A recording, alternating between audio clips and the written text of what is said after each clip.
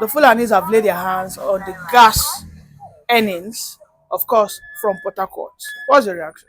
And you see, you know, the funniest thing is that the cause which Simon Ekpa is fighting is just, you know, springing up. Barely how many days. So I don't think there's any other evidence Finland government is needed again to exonerate or free Simon Ekpa or let him off the hook of all the accusation. Because 2-3 days ago, 4 Enugu farmers were disallowed, killed. Let me use the language that people will understand. After all, YouTube knows what actually we are doing. I don't understand. So what cause was he fighting for? Is it not what actually happened in Enugu State? Enugu State farmers that were staying in the farmland slums, all those thatch house built for farmers in the farmland. You can stay there 2-3 days. You can come into the town or communities. They went there and do what? And sent them to their earlier graves. Why?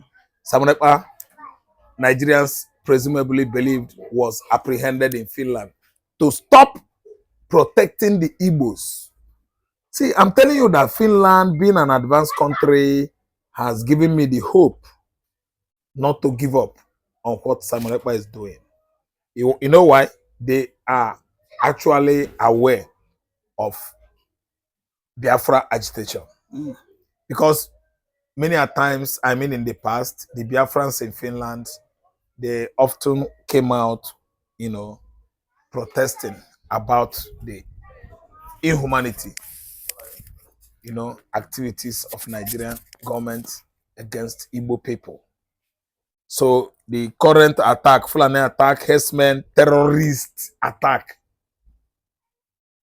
on Igbos in Enugu axis has actually set Simon Ekpa free from all the accusations, from all the traps and crafty, you know, moves made by Nigerian government using Pitamba, the governor of the same province, district where Fulani herdsmen attacked farmers and disallowed, killed all of them. But does he not know that the Fulanis are perfect deceptors who will just use and dump you? Look at, I mean, if you look at the history of the Yoruba chronology, how they use Afonja and then dumped him, took over his, I mean, they took over his ancestral land. Till today. Why are these southern governors, today? Are the Southeast governors not aware? Thank you so much. Benefit of political, you know, let me say, stage, political, let me say, arena, political stage, political transactions, you know, going on in Nigeria. The benefit is too succulent, too enticing, too bogus that nobody. It is very, very hard to see somebody like Nnamdi Kanu that could at least resist political benefits of the Fulani hegemonies. They are the one in charge. They are above the Hausas. They are above the Yorubas. They are sitting on top of the Igbos because of Yorubas' alliance with Fulani, because of Hausas' alliance with Fulani, because of Urhobo's alliance with Fulani, Efik, Ibibio, and the rest of the ethnicities in Nigeria, you know, alliance with Fulani. And that is actually what is giving them the overall dynamism. But how did they achieve that feat? Whereby the Fulanis centuries. How did they? Because how is it that Fulanis are using everybody as a stepping stone? Thank you. Can you listen to me and listen how good? Were they able to outsmart everybody? Can you listen and listen good? Sir Ahmadu Bello Fulani, Abubakar Tafawa Balewa Fulani, the first prime minister of Nigeria. We are talking about 1960. Abubakar Tafawa Balewa was supported by Britain, socialist Britain, the worst colonialist in Africa. Oh, they are devilish, they are demonic, they are witches and wizards, they are not Christians. They actually benefited from the pogrom of 1960 to 1970, whereby Igbos were annihilated. You know, over 7 million Igbos were annihilated. the people that sponsored Gowon military clique, Nigerian military clique led by Gowon.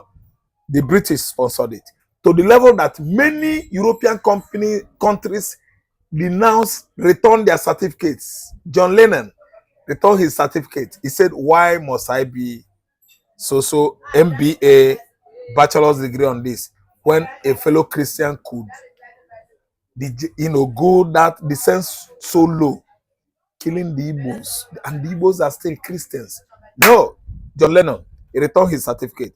What about the Irish man that set himself ablaze in front of the United Nations Secretariat in New York? I often hit that point. Yeah, sure. He killed himself. He said, "Why? Christians oppressing Christians." Do you know what they understood? That Britain, they understood actually that Britain is a Christian country. Why persecuting fellow Christians that way? What you're calling Biafran children. The Irishman set himself ablaze. They poured petrol, fuel. Then you have others that actually denounce Christianity because of what British did to Igbo man from 1967 to 1970. They denounced Christianity. They digressed or defected or cross-carpeted into another religion, which might be maybe Buddhism, Hinduism, or Islam, because of British role, the role that Britain played from 1967 to 1970, when Nigerian Biafran war was raging. See, do you know why? As your question, you ask me, how did Fulani, gain this upper hand over us? Fulani started Islamization as early as 12th century, and I want to tell you that it started 630 AD. I mean Islam. That was when Prophet Muhammad started his onslaught. But wait, what interest? Because religiously they are not allies. Britain and the Fulanis, who are majorly Muslims. So of what was the interest? Why would Britons look at them and say, okay, you deserve, instead of Britain giving the majority who are of Christians, who of course are found in the southeast, the power and south, but instead they rather chose Fulanis above. Thank you so much. Why did they do that? Before you finish your questions, the answer prompts up in my brain. British are very, very astute. They always look at the gaining side, and they actually look at mostly what benefits them. Do you know why? They actually understood that the Fulanis, Amadu Bello, Sadwana Osokoto, Abakatafa Balawa, they are low mentality stricken people, low mentality driven. They don't understand. They didn't go to school. By then, when we are just discussing now, the Igbos have actually occupied the whole federal agencies in Nigeria. Postgraduates, that time, Igbos, all of them. You know the people that were disallowed in their large numbers, up to 6 million Igbos. And nobody, even the Britain, even other ethnicities in Nigeria could ever believe that Igbos will be this large in population later. Because we are leading. We are still leading. Upon the numbers of people that were killed, we are still leading. The numbers of Igbos that were killed then were the elites, educated people, the same level with the first Nigerian graduate, Alvan Ikoku, the same level with first Nigerian professor and VC of University of Nigeria and Soka, Kenneth Onwukadike, the same thing level with the likes of who again? PC Okonkwo, Gilbert Onwatuegu, Louis Mbane, though they did not disalive him, but it was in world court, judges, the one that this man, ICJ, this is our Baba now, Bola Igbe. Bola Igbe was about attaining that height of Obasanjo regime, disalived him. Obasanjo is guilty of that offense. Bowman don't dey there since 1930. So they were everywhere. And the British man now knew that these people are too wise. They will stop them. That's why they actually embraced the Fulanis, because of a man with low mentality, as Fela sang now. Oh, so the Fulanis are more like sheep. Oh, Jesus. They are more like sheep that the British can just remote them. Yes. and they were then I on gave them the they were firearms. on the side of firearms. That's the military. Oh. They know how to carry gun and no conscience, no thing to think about God that you are not supposed to kill fellow man. They are extremists centuries back. That's why, you know, anytime I tell history of Fulani, there are many ancestors. There are many archaic ancestry. I always equate Fulani with one, the Vandals, two, the Goths. Yes, the Goths. Three, the Mongolians. Four, the Constantinoples. Then, before you come see Islam springing up, Islam just sprang up 630 AD. They did not started earlier, as early as Christianity, as early as pagans. Nalayo. 630 AD now Islam come, and Jesus Christ don't come go. 630 years after Jesus Christ, Islam come, and Fulani from the axis of Timbuktu, Mali, hijack everything about Islam on their head. They constructed that oldest mosque in Africa, in West Africa, that Timbuktu mosque in Mali. They use ordinary mud to build them. If you see how they were constructing the mosque, as if that mosque, God is dwelling there. If you tell them anything against Islam, they will kill you. They will slaughter you.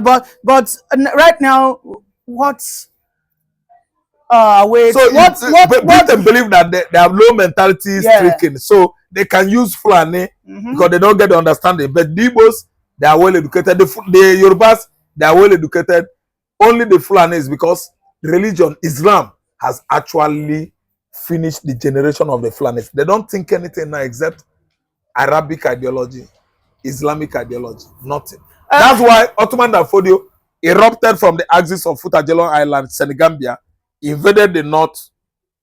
1804. He was the man that they actually, notified that it is finished in Hausa land, that there are beautiful women and men Fulani that they give the houses for marriage had actually perfected the job. Now, after that sex evangelism, Osman Danfodio struck in 18th century. 1804, beginning of 18th century, 1804.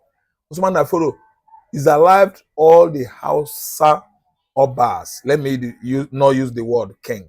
All the Hausa Obas. Finish all of them. They are emirs. Emirs. No, don't use emir because their religion that time wasn't Islam. It was Ottoman Danfodio that came with Islam, convincing them that Islam is better than their own religion, that they should now buy into Islam. But he finished the whole Kano, Sokoto. I don't want to say He brought the caliphate. He brought the caliphate now. He was spreading its religious, this jihadist tentacles towards the axis of northeast. That is Borno State. But my Borno, Cheko Borno could not succumb. That's why I don't have emir there. That's why you have these Kanuris that sprang up with this Boko Haram ideology of Islamizing Nigeria. They are from Yemen. They were from Sudan originally. They knew about Islam before Ottoman Danfodio. That's why they resisted Fulani. Well, in River State now, they've also laid their hands on the resources made from the gas. I mean, the Fulanis are supporting the federal government not to pay River State, which of course, a part of the Biafran land. I understand. Their resource, which of course God gave to them. That with the Igbos, we know actually that Jos, Fubara Simlaye, they are our brother. We are distancing ourselves from that issue now. Listen now. Simon Ekpa has been fighting hard. Yourself? Wait, yeah. Simon Ekpa has been fighting hard. That place belongs to Biafra, blah, blah, blah. But can you tell me actually come out with a just stance? A just nation stance on the current Biafra struggle? No.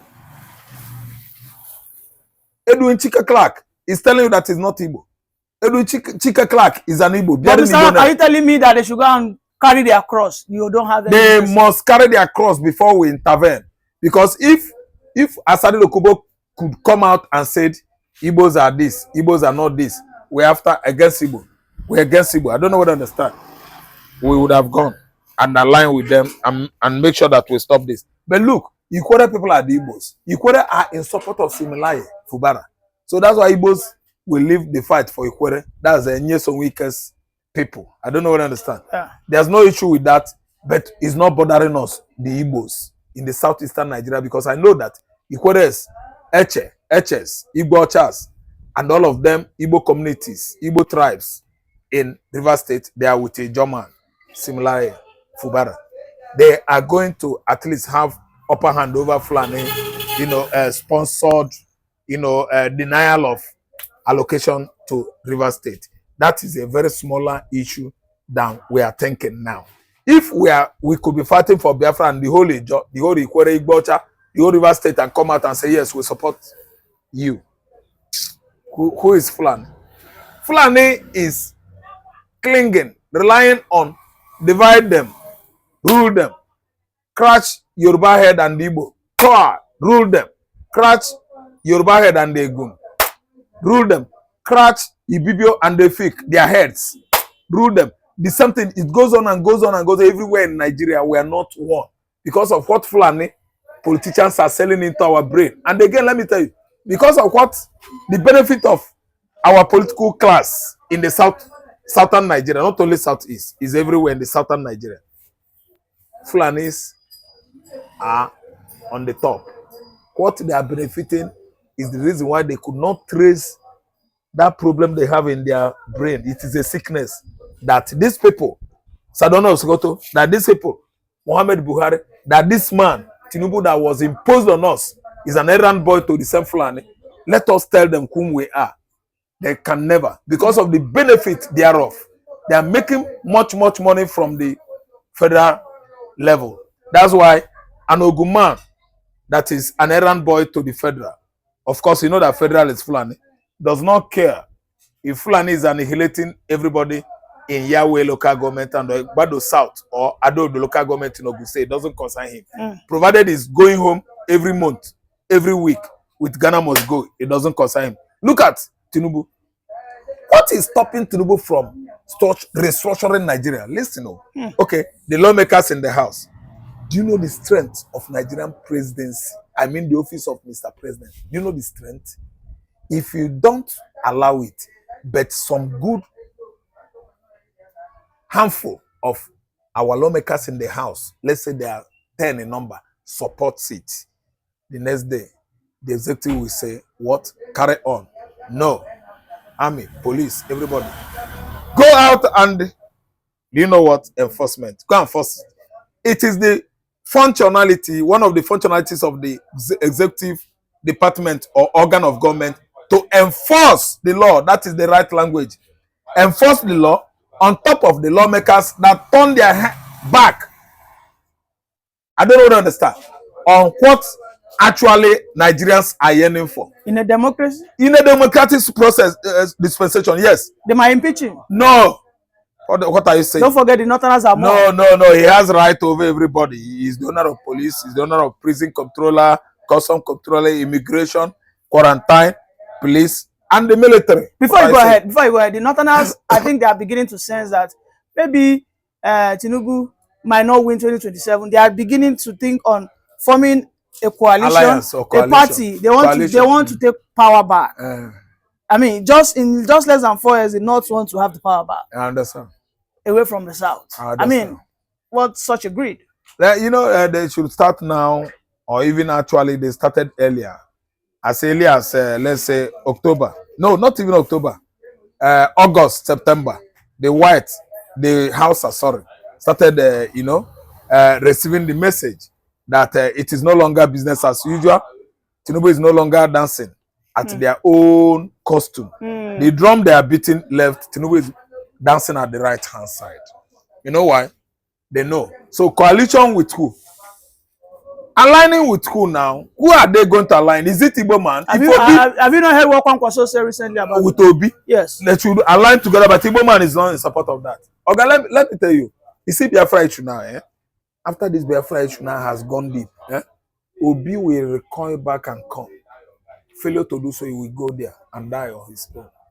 No Igbo man is following him. See, as you see me now, are you sure of that? I'm telling you, they have been worrying me now. I can't walk out from here to that door, that house. Hey, what is going on now? I can't come out and walk free on the gate, on the street, bus stop, Ikeja area again. Too much questions. And they are much interested to know. Because everybody is hoping on that declaration date. And Obi is laughing and smiling, dining with Almajeri, sinking boreholes all over Kaduna, all over Bauchi, Fontua, and so on and so forth. While Igbo man has actually understood that Biafra has gone. See, let me tell you, coalition can never stop him. You know what? Tinubu would have fielded more or less Igbos to help him gather his, ability to absorb danger, ability to absorb fear. Because all this Yoruba is carrying along, they are all cowards. A whole president of Nigerian president, you are looking at lawmakers from north. Who the hell are they? When our lawmakers were legislating in the upper house, Tinubu wanted Buhari wanted anything, he got it. The whole thing he wanted, he got it. Tinubu is supposed to get everything he wanted. Tinubu is supposed to have restructured since and Ghana Nigeria what? Corner Nigeria to what? Confederacy or regionalism. And everybody will be going there. You can even see agitation for Biafra to drop. Maybe later in the years, they will break because it's one way or the other to secession. Yeah. I mean regionalism. Mm-hmm. So that's why outside is running away. Do it. Nothing can happen. Mm. Police is a Yoruba. IG, no be Yoruba. Chief of Army Staff, for Christ's sake. After they finish giving Chief of Army Staff, IG, everything comes from Comptroller General of Custom, Immigration, blah, blah, prison to Fulani. Now they want Yoruba to share that position among Yoruba, Igbo, Fulani, Hausa, Kanuri, blah, blah. Are they thinking we don't have anything upstairs? We the Southerners. Tinubu should wake up from his slumber. Someone like Bojabia Mila, I was even thinking before they made him one of the most important political, let me say official or structures in this administration, that he was a brilliant person. I didn't know that Bojabia Mila is nobody. He's a coward. Thank you very much. He's a coward. Thank you very much for that brilliant submission, Mr. Rafa. Thank you.